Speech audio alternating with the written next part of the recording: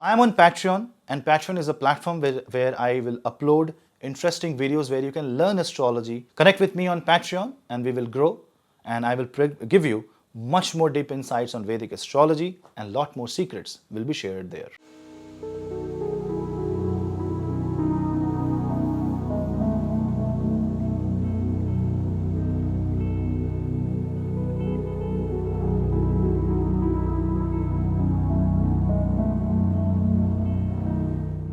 Aries. For Aries ascendant, Sun in Gemini will be in the third house. This is your fifth lord going in the third house, and this is going to give you the power to express your communication skill, your communication style, your communication pattern will be full of energy, vitality, and enthusiasm. The Sun also gives you a chance to travel and travel for your career, your business. This is the Sun along with Venus and Mercury in the third house, which kind of brings finesse, but you also have to understand that this also brings in extra load, extra responsibility on your head, which means you will have to be the elder person in the family, be the elder person in your group, be the responsible one. And if you do that, Mars on the Lagna, Jupiter in the second, and Sun in the third creates an excellent trio that handles most of the problems in your life and gives you the necessary support and wisdom. Chant Aditya Hriday Stotra. Taurus. For Taurus, Sun transit in Gemini will be in your second house. This is good for family. This is good for bringing people together. This is good if you are the head of the family. But if you are the junior most person in the family member, then you may have to obey the orders of the senior family member, the elderly one. And even in the ranking, in the hierarchy of your career, you will see that someone might show their authority. Obviously, you should not tolerate any torture or any injustice, but in a proper structure of hierarchy, you may have to keep aside your ambition and aspiration and follow the rule book. If you do that, you will be in the right path. Now control your expenses, focus more on savings, and eat right amount of food. Excess calories can hurt your health. Gemini. Now in case of Gemini, Sun will be on your ascendant. This increases your aura, your personality, your influence. This also gives you a nice confidence, a nice fresh air where wherever you go, people love your presence. You have your positive solar plexus, and this gives you confidence. But you will have to be careful that you should not be overconfident during this time, and you should not show, if things are going your way, you should not show authority unnecessary. You should not show display of unnecessary power. Otherwise, you will be termed egoistic and self-centered. Sun in the first house also means relationship with yourself. You will know more about your own nature, your own self, and this is the time great for improvement, especially on your physical well-being, on the mental well-being. Overall, this is going to be very good for you. Cancer. For Kark Lagna, Cancer ascendant, Sun transit will be in the 12th house. This can be a little difficult for people because this can, work on confidence, and sometimes you will feel high in confidence and suddenly something does not go your way and your confidence dips down. This wavy pattern of the confidence can, create a doubt in your mind. That doubt will convert into self-reflection. And sometimes this self-reflection will tell you all the loopholes so you can correct it. But on the other side, if your moon is negative in your birth chart, this can create a lack of self-confidence, and this can force you into isolation. You will not try to speak with people. You will try to be lonely in one room. Don't do that. Chant Aditya Hriday Stotra and discuss your feelings and emotions with your loved ones. Leo. Leo is ruled by Surya, and Sun goes in the sign of Gemini, which means Sun goes in the 11th house. Along with Venus and Mercury, this is a perfect combination for gain. This gives you wealth, happiness, prosperity, health, and also your wishes will be fulfilled. You will also meet some high-profile people. This will give you new contacts, new contracts. Overall development is ensured by the Sun movement in the 11th house. This also means that you will be the one controlling a lot of things. You will be the one maneuvering a lot of things. You will be the one showing the guiding light. Therefore, you need to be very polite, humble because you are now the brand ambassador of your own self, and therefore you must project the best version of you during this time, especially if you are in corporate sector. Sun aspecting 5th house also brings in some problems related to you and your children's connection.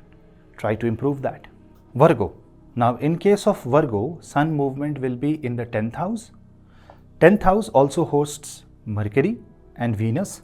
This means this is going to be a very power-packed kind of transit where it impacts your career in a positive sense. It brings back the chance of promotion.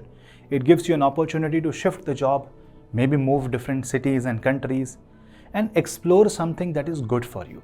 It is also the transit that will take away the comfort zone, which is good because success never comes in comfort zone, but puts you into a kind of a streamlined approach. The streamlining is very much necessary because if you are everywhere, then you will be nowhere. Chanting Aditya Hriday Stotra, waking up before sunrise, giving water to the sun, and doing Surya Namaskar are some of the ways by which you can, through your own karma, improve the sun in your birth chart. Overall, for you, it's a very good time, but a time of responsibility and hard work. Libra. Now, in case of Libra, the sun transit will happen in your 9th house. This is the time for guidance. This is the time to meet your guru. This is the time to find a mentor. This is the time to focus on learning more and more and going on an advanced level of life. One step up is the theme of this transit. The sun in the 9th house shows great possibility of higher learning, travel, tourism, or even mending the relationship with your father.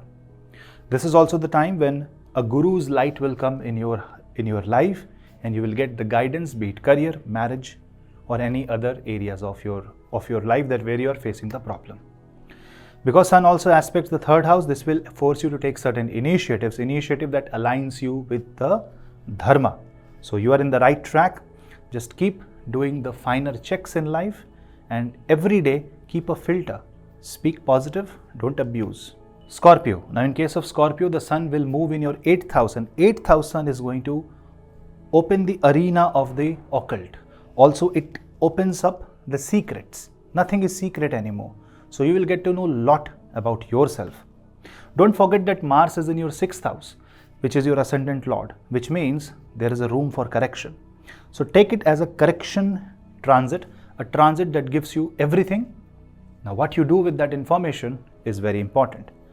This you can either spend this time fighting the uncertain, pushing the wall, or you can create a different path for yourself. It's a path renewing transit. It's a transit which will also correct your relationship with your in-laws. Your spouse's success, financial success in their career will also bring happiness, peace, and security in your life. For Sagittarius, sun transit will happen in your 7th house. A 7th house sun along with Mercury and Venus wants to create an equilibrium, wants to distribute the power. This is not the time to dominate. Rather, this is the time to come together and move holistically in one direction. Being the 9th lord, when sun comes in the 7th house, this improves your business. This improves the positive feed coming from the people around you. So you will be appreciated and people will also love you for your behavior as long as you are humble and down to earth. The moment you become egoistic, you will see the greatest challenge ever. So pray to the Bhagwan Narayan by chanting Vishnu Sahasranam and ask that may Bhagwan make you a very humble person without ahamkar. Capricorn. Now for Capricorn, the sun transit is very crucial. You know why? Because sun rules your 8th house and sun goes in the 6th house. There is Mercury, there is Venus. So this is a very healing transit. So if you want to take healing, if you want to absorb the positive energy, if you want to correct your life path, if you want to do some sadhana, if you want to correct your mistake, if you want to do pashyatap, prayashchit, this is the time. For penance, for meditation, for correction, for healing, for holistic sciences, for saying sorry, this is the time. Because sun in the 6th house will fight all odds of life and correct your path, take you away from the debt. But also, this is going to highlight your problems and pain areas which can rattle you. You may be an ignorant person not focusing on those areas. Sun in the 6th house is going to make it visible to you.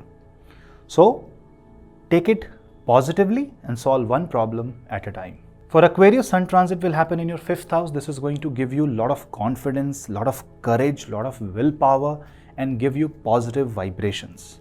Doing Nada Brahma Pranayam will be extremely helpful.